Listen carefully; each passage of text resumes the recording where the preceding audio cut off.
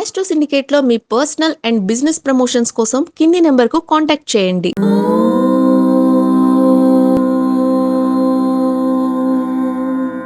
ఓం శ్రీ గురుభ్యో నమః. హరి ఓం. కృష్ణాయ గోవిందాయ గోపీజనవల్లభాయ పరాయ పరమపురుషాయ పరమాత్మనే పరకర్మ మంత్రయంత్రతంత్ర ఔషధ అస్త్ర శస్త్రాణి సంహర సంహర మృత్యోర్మోచయ మోచయ.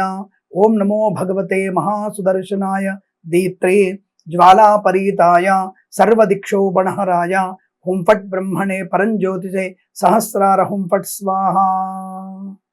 అందరికీ నమస్కారం. 2024 సంవత్సరం అయిపోబోతోంది. డిసెంబర్ మాస ఫలితాల్లోకి వచ్చేసాం మనం. ఇంకా కొద్ది రోజులలో 2025వ సంవత్సరంలోకి, అంటే ఆంగ్ల సంవత్సరంలోకి అడుగు పెట్టేటువంటి శుభ సమయం ఆసన్నమవుతోంది. అయితే ఇక్కడ మీ అందరికీ ప్రతి మాసం చెప్పేటువంటి కొన్ని ఉపయుక్తమయ్యేటువంటి విషయాల గురించి చర్చిద్దాం.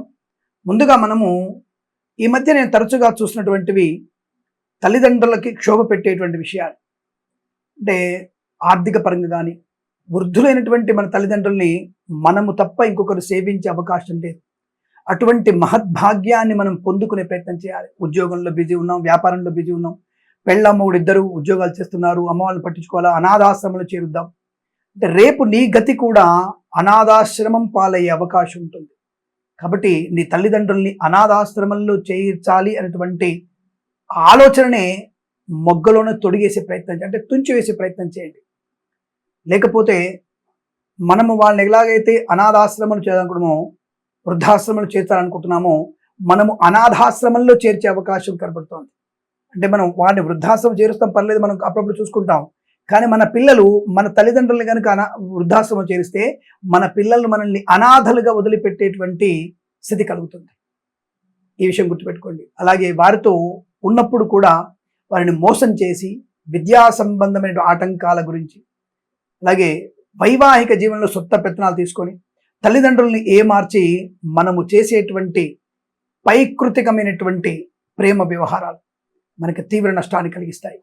అలాగే అనేక మంది తప్పుడు మార్గంలో వెళ్ళి అక్రమ సంబంధాలు పెట్టుకొని పెళ్ళయిన తర్వాత భార్య కానీ భర్త కానీ ఇంకొకరితో ఈ అక్రమమైనటువంటి సంబంధాల్ని వాళ్ళు ఏదో గొప్పగా చెప్పుకుంటూ వాళ్ళని ఓదార్చుకుంటూ మనసుని తప్పుతో పట్టించుకుంటున్నారు మీరు. ఆ విషయంలోనూ అలాగే ఇద్దరి భార్యాభర్తల మధ్య ఉన్నటువంటి అనేక సమస్యల్ని మీకు మీరుగా వాటిని పరిష్కరించుకునే ప్రయత్నం చేయకపోవడం మీకు నష్టాన్ని కలిగిస్తుంది. కాబట్టి తల్లిదండ్రుల్ని ఏమార్చకండి, తల్లిదండ్రుల్ని మోసం చేయకండి. అలాగే భార్యాభర్తల మధ్య మూడో వ్యక్తి జోక్యాన్ని ప్రదర్శించకండి. తల్లిదండ్రుల్ని నిత్యము సేవ, 90 ఏళ్ల వాళ్ళైనా సరే వారి యొక్క ఆలోచనలు, వారి ఆశీస్సులు మనకి అద్భుతమైనటువంటి ప్రయోజనాన్ని, సాక్షాత్తుగా పార్వతీ పరమేశ్వర స్వరూపం వారు. వారిని మనం సేవించేటువంటి భాగ్యం మనకుందంటే అదృష్టవంతులు. కాబట్టి వారిని అంతిమ ఘడియల్లో ప్రశాంతంగా వారిని స్వర్గలోకానికి పంపే ప్రయత్నం చేద్దాం తప్ప మనం వాళ్ళని క్షోభ పెట్టి మనం బావుకునేది ఏమీ లేదన్న విషయాన్ని గుర్తించండి. భార్యాభర్తలుగా, సోదరులుగా, సోదరిమణులతో కానీ అనుబంధాలు పెంచుకునే ప్రయత్నం చేస్తారని 2025 ఆంగ్లనామ సంవత్సరం ఇటువంటి దృఢమైన నిశ్చయ అనుకూలతల్ని పొందుకుంటారని మనస్ఫూర్తిగా కోరుకుంటూ సర్వేజన సుఖినో భవంతు.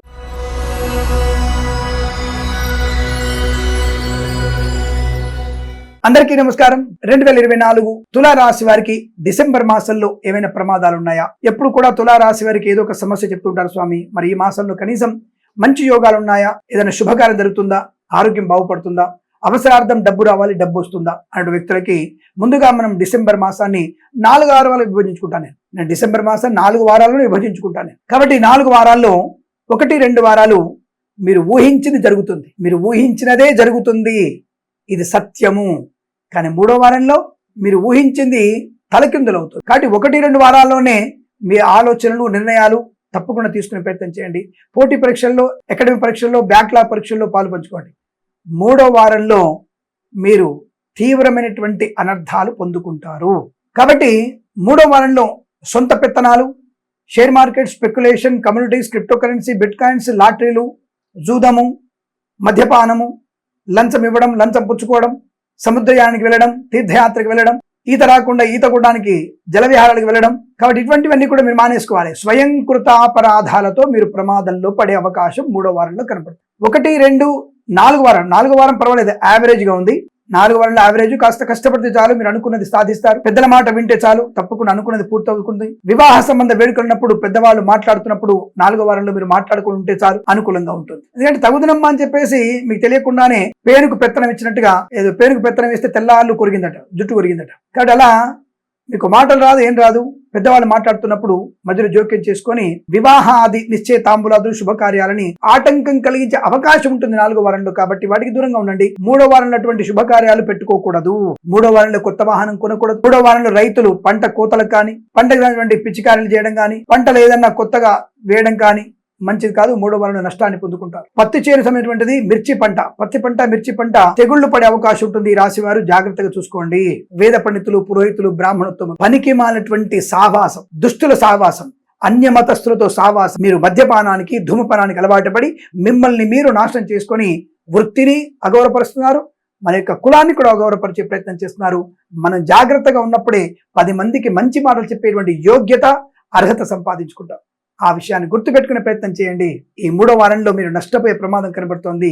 దుష్టులకు దూరంగా ఉండండి, వ్యసనాలకి అలవాటు దూరంగా ఉండండి, సావాస దోషం చేయకూడదు అన్న విషయాన్ని గుర్తుండి. ఇక జ్యోతిష్య పండితులు ఆ అంటే ఓ రాదు, ఓ అంటే నా రాదు, వీరిగా స్టేజ్లు ఎక్కేస్తారు.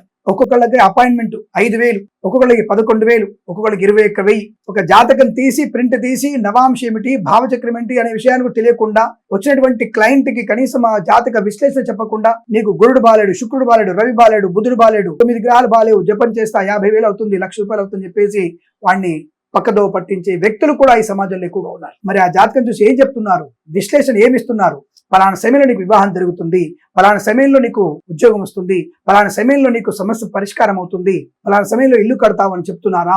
లేదా నీకు గ్రహాలు ఏ బాలేవు, ఇవి చేయించుకోకపోతే నువ్వు చచ్చిపోతావు, ఇవి చేయించుకోకపోతే నీకు మరణం, ఇవి చేయించుకోకపోతే నీ కుటుంబ నాశనం అని ఎందుకు భయపెడుతున్నారు వాళ్ళని?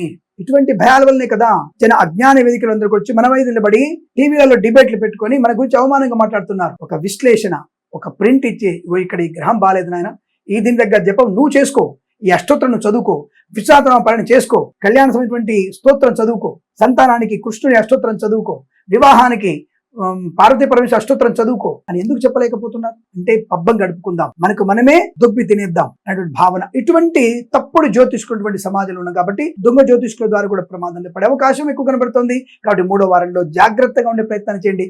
దొంగ వైద్యులు ఇంకా ఇంతకంటే ఘోరం. జ్యోతిష్కుడు కనీసం ఒకళ్ళకి ఇద్దరికి మోసం చేస్తాడు, ఇక వైద్యుడు వచ్చే వాళ్ళందరికీ కూడా మోసం చేసేవాడే. వాడు తెలియని మందులు ఇస్తాడు. అబార్షన్కి అవే మందులు, కడుపు రావడానికి అవే మందులు, తలనొప్పికి అదే మందు, కడుపు నొప్పికి అదే మందు. ఇది చచ్చేటువంటి వైద్యులు ఉన్నారు. దానివల్ల సమాజం నాశనం పొందుకునే అవకాశం.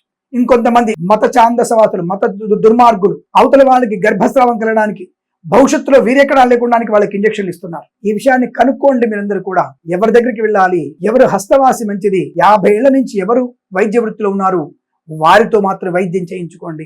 లేదా మన ప్రమాదాలు పడుతున్నాం, నష్టపోతున్నాం. ఆయన యొక్క కన్సల్టెన్సీ ఫీజు 1,000-2,000, ఆయన ఇచ్చే మందుల విలువ, ఆయన చేసే టెస్ట్ల విలువ 25,000, 30,000 ఉంటుంది. జాగ్రత్త.